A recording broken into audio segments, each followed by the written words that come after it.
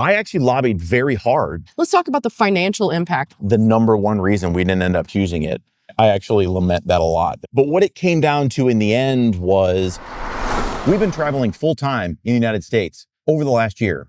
And when we tell people we retired early to travel, the immediate next question is always, so what kind of RV do you have?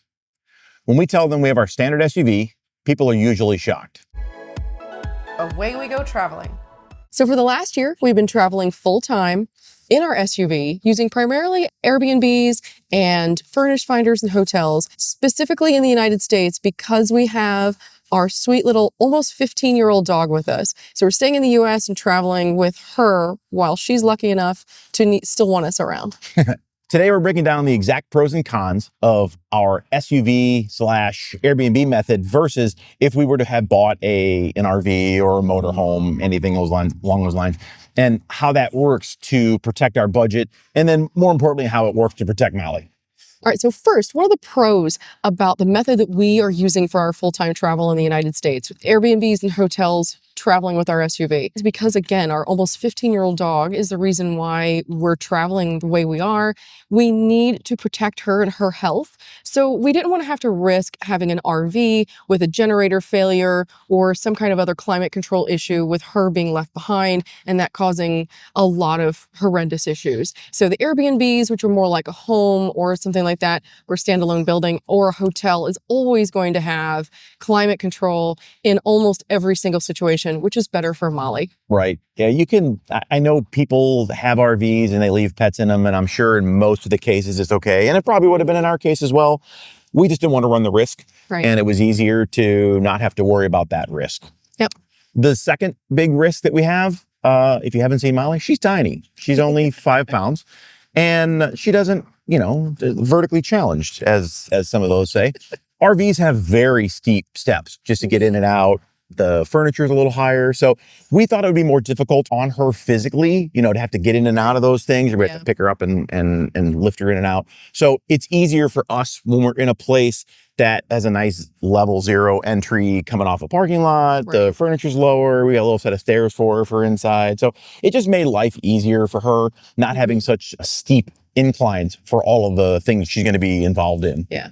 So another pro for the Airbnb or hotel model for our travel when it comes to Molly, our dog, is space and comfort for her to rest. Most of these places are going to have a nice couch, rugs on the floor, or room for her to stretch out a little bit. It just seemed like a little bit more of a home type environment for her to have a little more comfort and space as she's getting older. Right.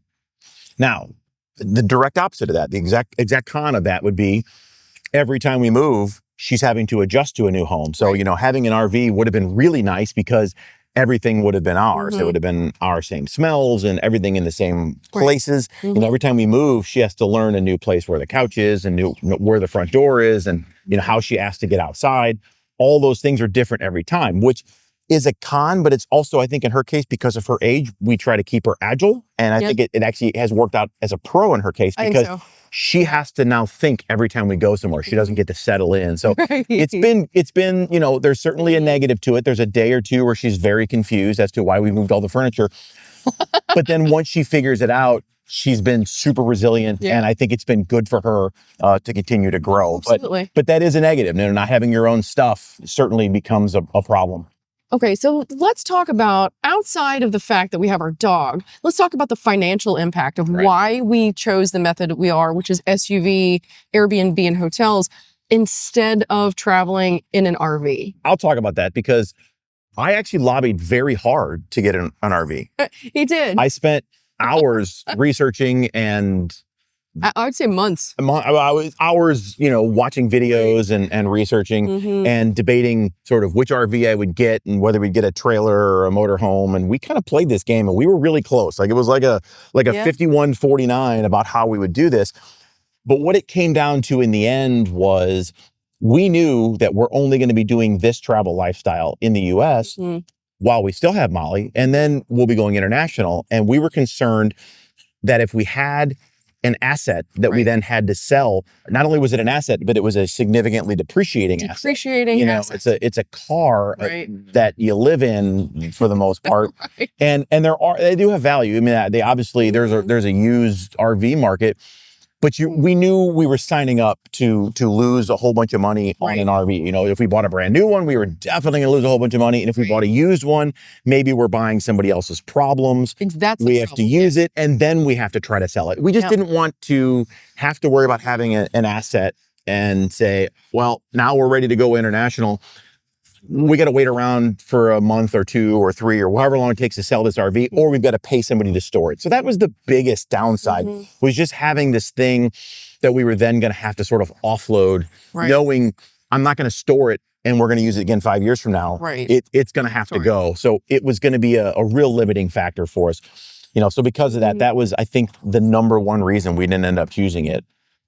So one of the cons for the method that we are doing, SUV and hotels and things, are that the pet fees do tend to add up, and they can add up quickly because there are pet fees for Airbnbs, there's pet fees for hotels.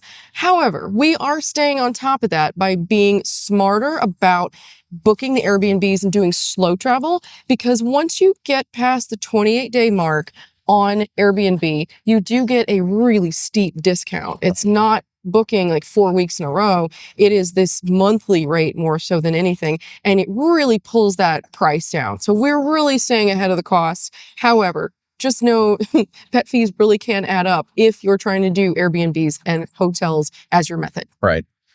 All right. So the next pro, and this we found by traveling the last year, this has been a significant pro. So if you're driving an RV, unless you're trailing a car behind you and now you're even longer and have more things, you're fairly limited as to where you can go. You know, you can't be nimble in and out of cities. You know, we drove our SUV through the middle, and I think it was like through 5 or 6 of the 7 boroughs of New York City in our SUV. New York City. There is no way that I'm taking an RV into New York City. I don't even know if you can, never researched it, but I'm definitely not going to try it even if I had one. So we were able to get into New York City with our SUV. You know, we've been able to get into some very small towns in Vermont and Maine, and been able to stay places that I don't think we've been able to do to get to with an RV, you know, without some sort of assistance there. So having that smaller vehicle, being more nimble, being more agile when it came to, you know, what we could do has been a real pro for us. And I think I've appreciated, you know, on my travel days, I'm not traveling, you know, essentially in a semi truck. I'm traveling in a fairly small SUV. My gas prices have been lower. It's been a lot better, I think, for that. Yeah, I agree. So along these lines too, is we're able to a little bit more integrate ourselves into a local community. So we can park somewhere. Normally it doesn't look like we're a giant RV where we're parked on the edge of town because that's not allowed in a neighborhood. We've been able to park normally, just it's a car. You know, it's just an SUV. We park on the street, we park in the driveway. There are no issues, and we're able to be in city centers, to be in walkable neighborhoods, to be in these amazing places and really experience what it's like to be local there, because we are staying a month and it's just not an issue. Right. Otherwise, we're stuck in an RV park. And some of those are absolutely beautiful. We've driven by some RV parks, and I was like, man, I kind of want to stay there. Can I just go drive over there and stay there? Because they're just amazing. They're on lakes and really nice waterfronts. But none of them that I've seen have been in a downtown city, you know, and that's, you know, we like being able to stop somewhere and for the most part, if we can, not drive anywhere and just walk or bike or whatever we can do. So, you know, having an RV means you're kind of staying in places that RVs are allowed. And that's been good for us. So, a big negative to it, and this affects me, so I'm going to cover it. All right. Is every time we go somewhere, you have to pack and unpack the car. Yeah. I've done that a lot. I've done it a lot. Now, the good news is that we have both gotten small. We have. And we just got smaller again. Today, in fact, we thinned out a lot because, you know, this year we're flipping around and we're going west, and we're going to be doing almost all hotels this year. And I think the couple Airbnbs we're in, they're very short stays. So, you know, we're down to essentially our international travel style, you know, a carry-on suitcase and a backpack. And then we've got some stuff for Molly. Other than that, we're pretty light this year. So we've gotten rid of all the things that normally let us entrench in a place for a month. So now we're going to be traveling significantly lighter. So it's going to make this a little easier this year. But if you're traveling full time in an SUV, in Airbnbs for a month, you're going to want to bring things with you to make those stays a little better.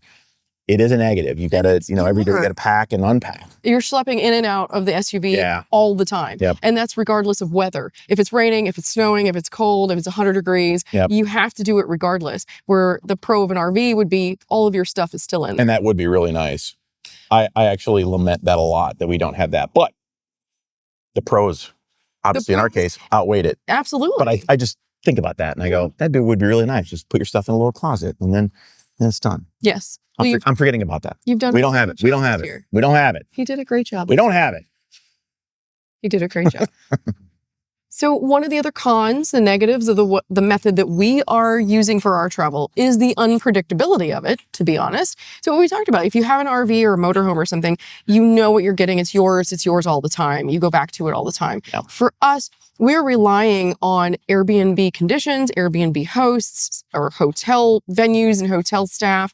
And we have actually had a couple of pretty negative experiences in this past year of doing that. We had one Airbnb, which I will link to and card somewhere in the corner here, probably in the description, that was, nightmare is a strong word for it, but it wasn't great. It wasn't great. It really wasn't great. We'll leave it at that. And we'll just, that's enough to say. And we did have one hotel that was close to Disney and it was just gross. So, fortunately, that was only one night. One night. If it was more than one night, we would not have stayed there any longer. We would have just eaten it and moved on. So, but I think that can happen to anybody who travels. It can happen. And we got lucky, I think, for the most part. But, we, as they say, rely upon the kindness of strangers. Thank you, Mr. Is that my southern accent? That was really good? That was perfect, right? That was clearly. Tell me in the comments how perfect that was. Boy, yeah, you guys. Tell them in the comments, please. Don't do that. Be nice. Anyway. No, but so because we're traveling full time, though, I think what Gary said that can happen to anybody, but our batting average is just higher because we are out there more. Yeah. We're in more Airbnbs than most people. We're in more hotels than most people. So we're just seeing weird things. We're seeing amazing things too. Right. My God, the place we stayed in Vermont was just a dream. It was like a log cabin out in the middle of a Vermont with the leaves changing in the fall. It was actually lovely. But we've also had the negatives of that. So it's it's unpredictable. So that's a negative of the method we've chosen. Yep. So overall, you see a lot of things online about how RV life is awesome, and in a lot of ways it is. And I think it's romanticized in a lot of ways. I think a lot of the negativity is glossed over, the difficult parts, the expense, the maintenance, the things you have to do that sort of you're driving your house around. There's things you have to do with that. I think that's romanticized in a lot of ways, whereas our way seems harder, but for us and the way we travel has worked out really, really well. So I think, overall, I think we're very happy with our decision. I think we've talked to some people who full-time travel that we've run into. In fact, very recently on a cruise, we talked to a couple who was full-time traveling and they have an RV and they were highly lamenting the fact that they could not sell it. Right. That they wanted to stop, but they couldn't because they couldn't sell it. And they were looking for a way to get out of it. So that made us feel a little better about it, that was the big thing we had chosen to avoid an RV for. And it was a problem for them. Now it's going to be a problem for everybody, but that lifestyle has its pros and cons. And I think we like what we ended up with. We do. Again, I want to reiterate my personal opinion on this because Gary mentioned earlier, he did a ton of research on getting an RV or a motorhome. And I was the one that leaned us against it because just looking at the state of the industry, number one, the RVs are the manufacturer. There's so many manufacturing quality issues right now. If you do any kind of research that's not washed by the manufacturers, I'm not trying to be conspiratorial, but it's just not, the quality is just not great right now if you're looking to buy a brand new one. It's a depreciating asset that we knew we would lose a lot of capital on and have to get rid of it, depending on what, the timeline of our dog. I hate to say it that way, but we want to make sure she's comfortable and we can do that in another way. Right. But thirdly, when we're staying at Airbnbs and hotels, it's not our responsibility to handle the plumbing or put water in it. Or there's so many issues that we've seen people with RVs have to handle that I didn't want to have to learn plumbing in order to go travel. So Airbnbs and hotels alleviate the plumbing issues, the electrical issues, the water issues, and all the leaking and the manufacturing quality control issues that are part of an RV or motorhome lifestyle that you just don't hear and, like Gary said, are very glossed over.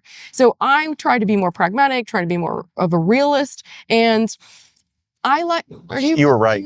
You were right. And I don't want you to put that in the comments. Kara was right. But let's not say it. Let's not tell her that. So you're waving off the I'm fact waving that off the fact that you were correct. Yes. We don't need to talk about that.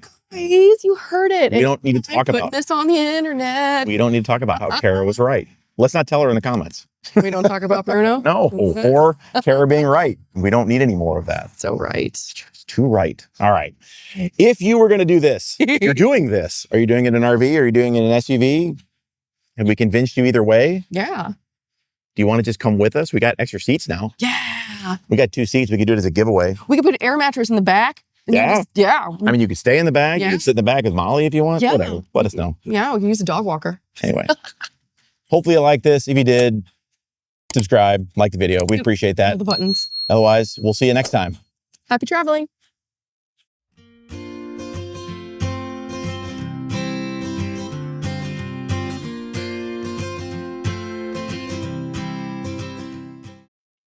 Good job.